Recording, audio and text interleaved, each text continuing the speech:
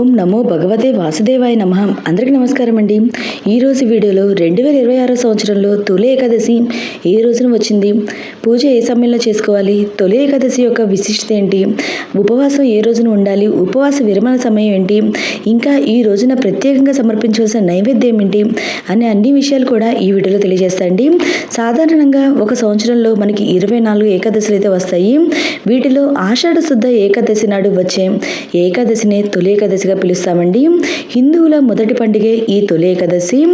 తొలి ఏకాదశి పండుగ నుంచి మనకి పండుగలు అనేది ప్రారంభమవుతాయండి. అంటే ఇప్పటి నుంచి మనకి వరుసగా వినాయక చవితి, దసరా, దీపావళి, శ్రావణ మాసము, ఇంకా ఇలాంటి ఎన్నో ముఖ్యమైన పండుగలన్నీ కూడా ఇప్పటి నుండి అయితే ప్రారంభమవుతాయి.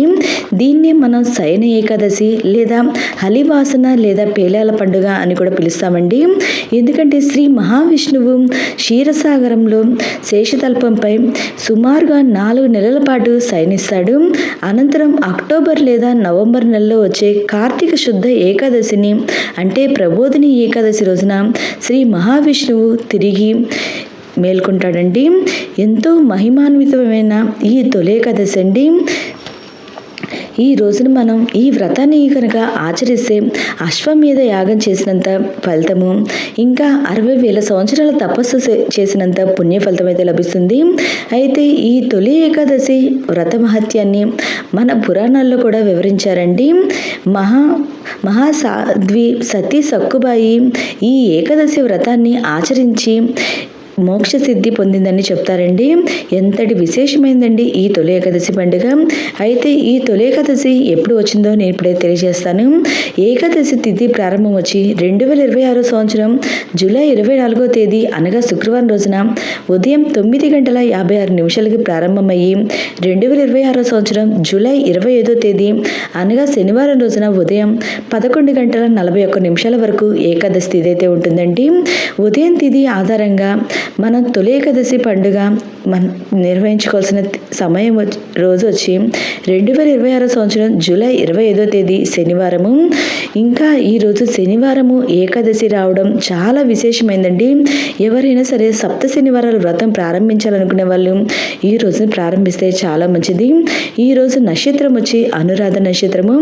ఉదయం 5:54 వరకు అయితే ఉంటుంది. తర్వాత వచ్చి జ్యేష్ఠ నక్షత్రం అండి.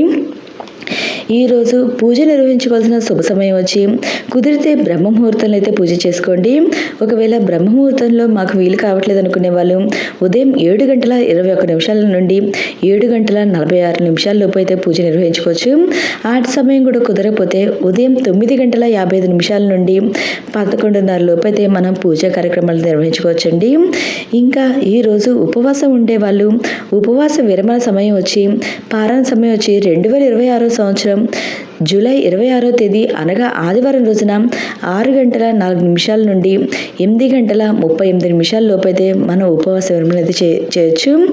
ద్వాదశి తిథి ఎండొచ్చి మధ్యాహ్నం 1:57 వరకు ద్వాదశి తిథి అయితే ఉంటుందండి. ఈ రోజున ప్రత్యేకంగా శ్రీ మహావిష్ణువుని పూజిస్తా ధ్యానిస్తా ఆ స్వామివారి నామస్మరణ చేసుకుంటా అయితే పూజ అయితే చేసుకోవచ్చండి.